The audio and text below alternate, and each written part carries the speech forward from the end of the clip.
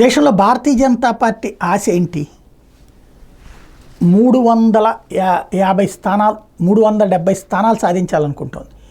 కూటమిగా 400 స్థానాలు సాధించాలనుకుంటుంది. అది సాధ్యమేనా?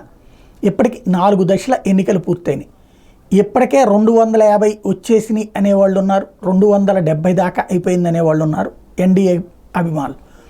అదే సందర్భంలో లేదు 150 దగ్గరే ఆగిపోతుంది అని చెప్పేటటువంటిది ఐఎన్డీఐ కూటమిలో ఉన్నారు.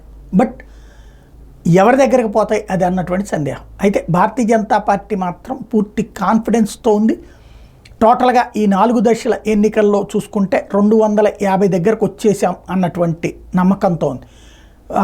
ఓవరాల్గా చూసుకుంటే ఇండివిజువల్గానే 330 కాకపోయినా 300 దాటేస్తాం, అంటే ఇండివిజువల్గానే పూర్తి మెజార్టీ వస్తుంది అని నమ్ముతోంది. అలాగే కాంగ్రెస్ పార్టీ 50 దాటదని నమ్ముతోంది. అది ఎంతవరకు వాస్తవం అనేటువంటిది జూన్ 4నే తేలుతుంది.